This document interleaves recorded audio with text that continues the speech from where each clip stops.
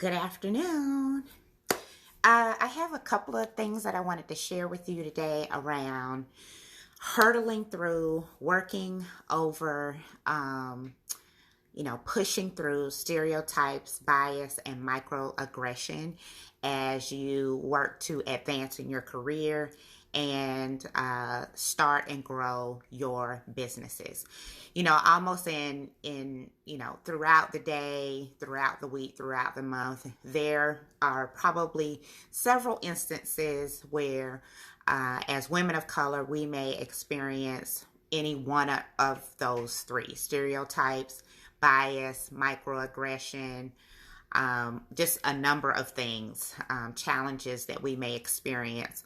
And so, what I wanted to do today is to share. I have 5 strategies for you to positively work through stereotyping, bias, and microaggression, and other sort of challenges that we face as women of color who are trying to advance in our career and in business ownership, including, things like being the only or even being subject to hyper visibility, where we may feel like, all of the attention is on us. And so it's just a matter of, when we will mess up or when someone will, have a comment about our work or take credit for our work. And so the 5 strategies that I'm going to share with you today are all at the individual level. And so, there's a lot of work to be done around racism, sexism, all of the isms. There's a lot of work that can be done, has to be done, at the organizational level, policy level, etc.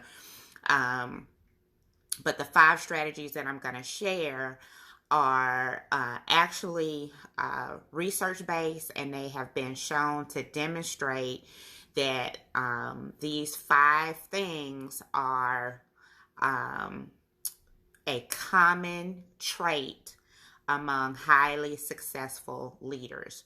And so I'm sure just about everybody's heard about emotional intelligence. And so what we know about emotional intelligence, what we know to be true, is research has demonstrated that people with a high level of emotional intelligence are more likely to be successful in their careers and in their businesses. They are more likely to be influential in a positive way in their, personal and professional circles. Emotional intelligence also comes into play, like even in your own household. And so for a number of years, I've done a lot of work in teaching around emotional intelligence. It was a critical component of the leadership development program that I developed, and ultimately it was awarded a promising practice. And so emotional intelligence is key. The thing that you have to understand, though, it's a very individual. The strategies are very at the individual level. And so you have to make the decision that, you're motivated, you're ambitious, you have goals, you have a plan, you want to advance in your career, you want your business to thrive. And so you have to make a decision to really take on these 5 strategies that I'm about to share and really work them. They are backed by research. We know for sure that people that have high emotional intelligence, they do well. They do exceedingly well compared to others that have either medium or low emotional intelligence. And so the first part of developing your emotional intelligence is around self-awareness. And I will share with you at a personal level, very early in my career, I can wholeheartedly say that I had very low emotional intelligence. And it was holding me back, not just because I was a woman of color working in the deep south of Georgia, but also having a very low emotional intelligence, it gets in the way of you being able to be successful, to show up fully, for people to want to listen to you. And so once I made a decision, hey, I need to work on myself. These are the things that I need to live and breathe and change my behavior, build my skills. My career took off. My career, and then subsequently my business, because by then I was able and accustomed to putting these strategies into place. And so, even from a personal standpoint, I can attest that it does make a difference in your professional climb, your income level, the positions that you're able to succeed in, your ability to, run your business positively with profits and sales. People want to work with you when you have a high emotional intelligence. And so the first one is all around self-awareness.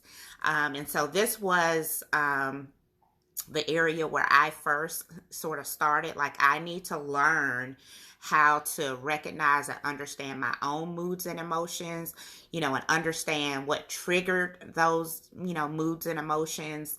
And then also, as a part of self-awareness, being able to understand and read other people's moods and behaviors. But more than anything, it's vital that you understand your moods, your behaviors, what drives you, your triggers, and etc. So that you can be conscious of your face, you can be conscious of how you, approach people, interact with people. And it was most helpful anytime I had an administrative assistant. Having a very high emotional intelligence, it allowed our relationship to be strong and to be deep, because I was able to say, right now I'm feeling this, or I, feel stressed, or I'm in a hurry, or I'm hungry. I didn't sleep well last night. And so that, and I've always had a female administrative assistant. So that then she could understand how to respond on my behalf, how to help me, with whatever situation and circumstance. And she was only able to help me because I was able to communicate my moods and emotions and what was going on. And then we could build a plan together to move forward. So I hope that makes sense for you. So as, things like, being stereotyped, going through bias, going through microaggression, like those may be triggers for you. And depending upon where you are in your journey, you may not be handling those things very, very well. And so as you experience any one of those three things, it may wipe you out for the rest of the day. You may have an attitude the rest of the day. You may be angry the rest of the day. And I'm not saying not to be, but what I am saying is you have the ability and option to not. You have the ability and option to say, you know what, that was a really ugly thing that somebody just said to me. And because you're self-aware, you recognize that is a trigger for yourself. You can make a decision about how you want to handle that, including to address it, after you've taken a few breaths. You address the person in a one-on-one situation versus letting it sort of seep and fume inside of you. So I hope that makes sense for you. Number 2 is around self-regulation. And so that's the ability to be able to control or redirect any sort of disruptive impulses that you may have, or disruptive moods that you may have. And so again, it goes back to if you're, facing where you're invisible at work, or, somebody consistently takes credit for your work, or, you're dismissed because you're a woman, or you're dismissed because you're a woman of color. By choosing to self-regulate, you're sort of choosing how you respond again to any of those sort of negative things that may happen, because those things are certainly disruptive. They certainly can have an impact on your mood. But it's your ability to be able to push through that. Not necessarily to accept what is and what was done to you, but really it's about how you choose to respond when that happens to you. And so self-regulation is also the ability to be able to suspend judgment. And most important is the ability to think before you act, to think before you respond, to think before you react. And so self-regulation was another one that I had a lot of work to do in. I was very young in my career. I was a young mom. I was 25 when I had my first son. I was married, and just sort of trying to navigate the world. And then, before I looked up, I was a single mom. And so, that caused a lot of stress, a lot of anger, and I had to learn how to regulate my moods. Because before I really started working on these 5 strategies that I'm sharing with you today, people didn't know who was going to show up in the office. Is it the angry Andrea, the sad Andrea, the happy Andrea? And so without really being conscious and making a decision to self-regulate, it was really difficult for people to trust me or to want to be in relationship with me, to want to work on a team with me. But once I made the decision that this is what I needed to do, because I knew to be successful for my family, to have the income that I needed for my family as a single mom, just because I'm motivated and ambitious, I knew that I had to work in this area. And so I, chose to learn how to regulate my responses to people. And so sometimes that looks like and it feels like something happens. It's a negative experience, and I probably won't address it right up front. I will take a step back. I will figure out, what did that situation make me think? What did it make me feel? And how to express that to the person that, I was sort of in that situation with. So the second one is self-regulation, and we can use that to counteract stereotype bias, all the isms, microaggression, etc., by choosing and thinking before we act, thinking before we, use our words. Like in kindergarten, use your words. The third one is motivation, which when we look at data around women of color, we are the most motivated. We are the most ambitious when it comes to our careers and being in business. There's lots of data that backs that up. And so motivation is not an area that we struggle in. Typically we have a passion to want to work. We have a passion to want to help and serve others. We have,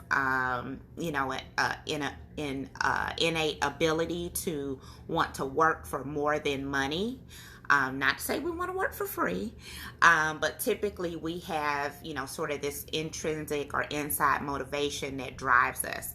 And so just sticking to your motivation, sticking to your goals, with energy and persistence, so that even when those negative things happen, you keep your eyes on the prize, you keep your eyes on your motivation, your goals, having good energy and persisting through whatever may come your way. Number 4 is empathy. And empathy can be difficult to practice and demonstrate when you're up against, somebody's microaggressive comment, or, being the only person of color in the room and feeling like you're dismissed. But being able to develop empathy, regardless of the situation or circumstance that you're in, can absolutely change your professional trajectory. Because you're not the only one that notices, whatever may have gone awry in a team, in a meeting, etc. There are other people that notice it as well. And then they're looking at you to see how you're going to respond. And empathy doesn't necessarily mean that you accept the behavior. It doesn't mean that you don't address it. But what it can mean is having the ability to be able to understand that perhaps the person or perpetrator is, ignorant, doesn't know any better, doesn't care. Maybe they have some, ulterior motives, etc. And so you can sort of run through the gamut of why the perpetrator may have decided to, say or do, or, whatever the situation or circumstance is. But being able to develop your empathy is a skill. And it's a skill in being able to treat people according to, really your motivation and your goals. You're choosing to empathize. You're choosing to show empathy versus an outburst, or versus an attitude, or versus, sort of causing an argument. You pull somebody to the side, you have a one-on-one conversation with them, appropriately. That has power, and people see that, and they will respect you. They will want to follow you. They will trust you. And so that's a skill that you have to develop. And I would say out of all of the 5 strategies that I'm talking about, empathy is probably the most difficult, because you have to empathize a lot of times with people that have really meant harm to you. And so having to work through that in your brain and in your behavior and in the words that you use is challenging. But I will tell you again, it made a world of difference in my own career, as well as, just research. From a research perspective, we know that people that use these 5 strategies, build these 5 strategies, work on these 5 strategies, keep these 5 strategies in their toolkit in all situations, circumstances, and relationships, they do well. They are highly successful in their careers. They're highly successful in their businesses. Their businesses thrive. And so while empathy is really difficult to sort of cultivate as a skill, it's imperative that you do so and you think about that. And then the 5th skill is really just around your social skills and just being able to manage relationships and build your networks. And frequently as women of color, we tend to shy away from being intentional and seeking out relationships and networks with people that are different from us. But we know that for right now, we know that to be successful, especially in a career, for instance, you have to develop relationships with people. In particular, depending upon where you are, it may be developing relationships with white men, of course. Maybe they are the ones that are sort of in the top tier of where you are. So being really intentional about being social, being really clear in, whatever goals you have for yourself. Asking for what it is that you need from somebody that could be a potential mentor or potential sponsor, which is another skill that you want to make sure that you're using.